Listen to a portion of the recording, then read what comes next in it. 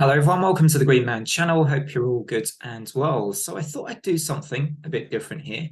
I see other channels sometimes reacting to lists and deciding whether or not they agree or disagree with the lists. I just thought it would be a good one to do. Obviously, this is relevant to the channel. I do sometimes talk about fantasy as well as sci-fi and horror. And this is a list of the 20 best fantasy movies of all time. At least this is according to movieweb.com. This was very recently published. I'll put a link into this list in the description box.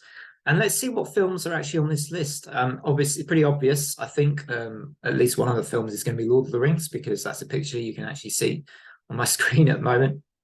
So let's scroll down and go through this now. I have seen one of the films already, because when I clicked on the link and thought, oh, I'm going to react to this, I already saw it was at number 20. So number 20 is not going to be a surprise at all, but let's go through this list and see what we get.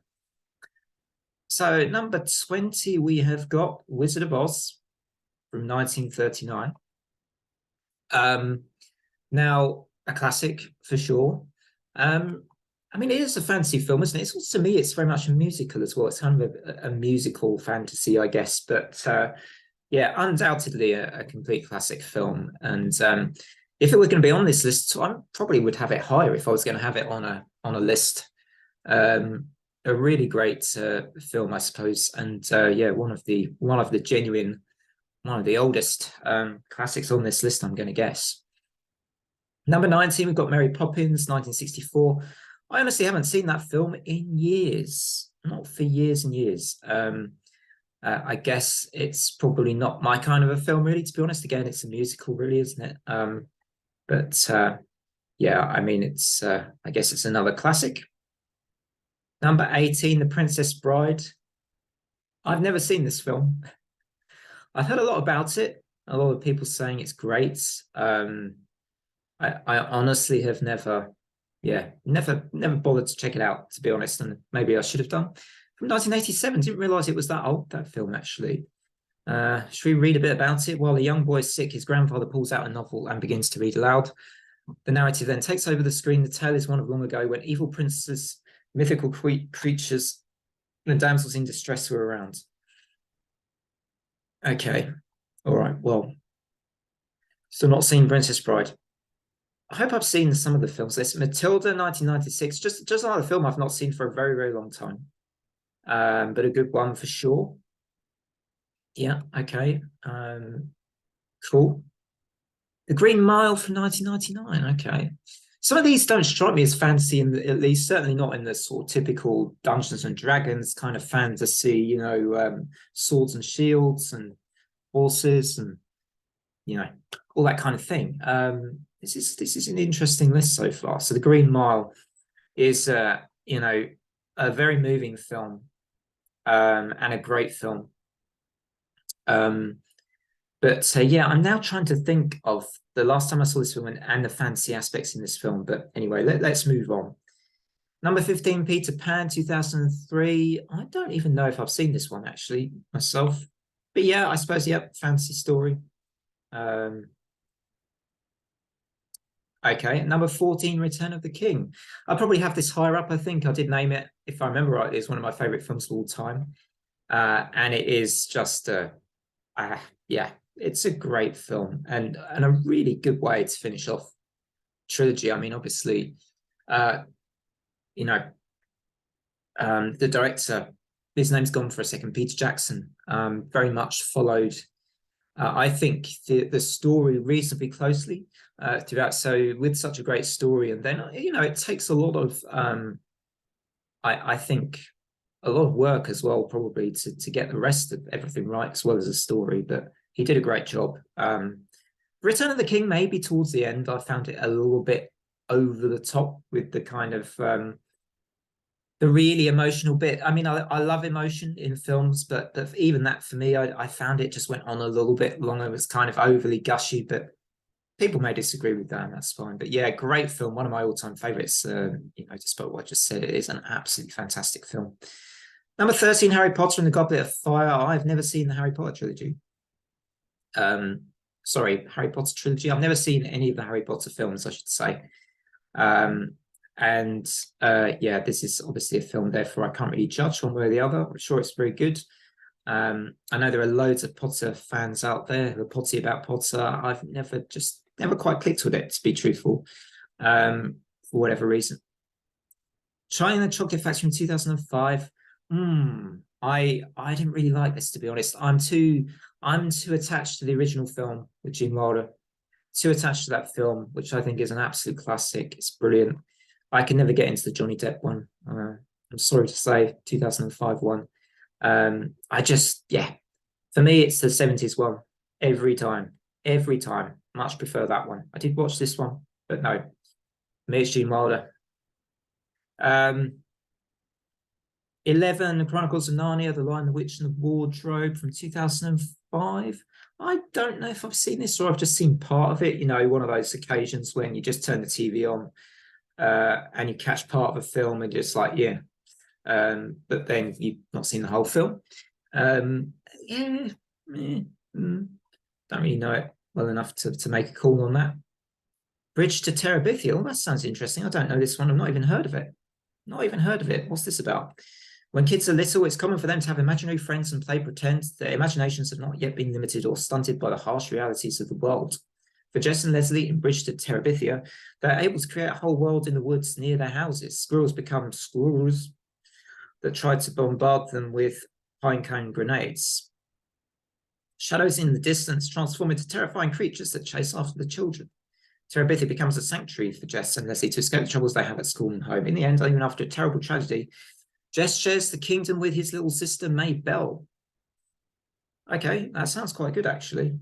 I may watch that. I mean, it looks on the face of it like a bit of a kid's film, but if it's good, I'm down. I will watch that. So the Spiderwick Chronicles. Again, this looks like a bit of a kid's film, kids fantasy film. But again, I'm willing to give it a chance. What's this all about then? Okay, more mythical creatures. Yeah, and just another one I don't really know, to be honest. Where the Wild Things Are from 2009. Again, not seen this. This list is just showing me up, really, isn't it? It's just showing me up. I'm being shown up. I'm a fraud. I'm a fantasy fraud. What's next? Alice in Wonderland 2010. Not seen this. So again, hard for me to make a call whether I agree with that or not. I think I've seen the original of that, but I've not seen the 2010 film of Alice in Wonderland. I must admit. Oh, controversial having this above Return of the King. The Hobbit: An Unexpected Journey above Return of the King.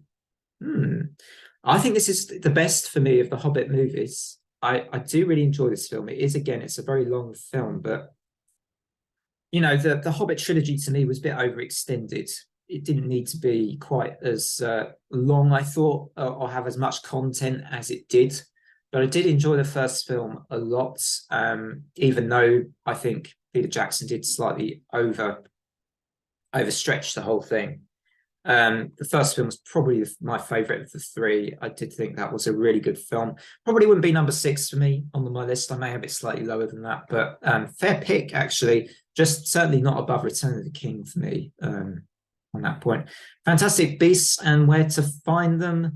Again, a film that I haven't really checked out. I've heard of this one, and I've heard good things about it as well. So maybe again, it's a film I need to look into. Is it really better though than Return of the King? I mean, some of these films I'm wondering. I mean, I suppose they're kids' movies. Some of these, I have no idea if this one is. I have to read a bit about it, I guess. But yeah, okay, that's number 5. Fantastic Beasts and Where to Find Them from 2016. The Age of Adeline from 2015. Another film I've not seen. In the beginning of the Age of Adeline, Adeline is a regular woman in the early 20th century. She gets married, has a baby, and unfortunately loses her husband in an accident. Okay, that sounds like it's got a bit of a serious angle to this one. On a drive one night, Adeline crashes her car and dies. Oh my goodness. However, a single strike of lightning makes it to where Adeline cheats death. and then she doesn't physically age. She watches her daughter grow into a lovely young woman who eventually gets to the point where she needs to be cared for. That sounds really interesting, actually. I think I might put that on my watch list. I might write that one down. That sounds quite good. Number 3, Miss Peregrine's Home for Peculiar Children from 2016, another film I just simply don't know, so simply can't comment on. Oh my goodness. I have seen The Shape of Water. I have seen this film. Love comes in all shapes, sizes, and apparently species, as proven by The Shape of Water. Yeah. Yeah, really good film, this one, actually. I don't know if I'd have it as high as 2 on a fancy film list of all time, but a very good film. Avatar: The Way of Water 2022. I never checked this one out. Man, this must be good to be the best, right? Number 1, best fantasy film of all time. It's a brave pick, isn't it? Just last year as well. Is that long enough to know if it's going to be a favorite fantasy film of all time as well? Interesting one. I have seen Avatar, the first one, but yeah, that's quite a bold choice. That makes me think I should check it out. Obviously, yeah. To be honest, there's a few films I would have included on this list. I would have had Labyrinth. I probably would have had. I think it's called. Oh God, I've forgotten the name of it now. Monsters something. Stars Felicity Jones. Really good film. I would probably have included another Lord of the Rings film, maybe Two Towers, on this list. Pan's Labyrinth, I think, would have been on here. I would have included that. I'm surprised that wasn't on here. Actually, I don't think at all, was it? I'm very surprised that Pan's Labyrinth didn't make it on. Yeah, a bit of a surprise actually, some of these choices, but it's. I mean, yeah, I've got some films to watch. Clearly, I'm letting down fantasy fans big time, not knowing a lot of these. Although I think there are a few picks that are just for a younger audience than me. I probably prefer, the more adult side of the fantasy spectrum generally. So that may be why some of these films I just haven't watched and checked out before. But anyway, yeah, I hope you found that relatively interesting. Sorry if it was a bit disappointing. I decided to do this off the cuff. I thought that'd be the best way of doing it, not seeing anything, but also not seeing much on here. So didn't make for maybe the best, but yeah, I decided to do this one for tonight to make things interesting. Let me know from this list if you agree with the list. What you think are the best fantasy films of all time? I'd be interested to hear from you. So thanks very much. Till next time, take care, everybody. Bye for now.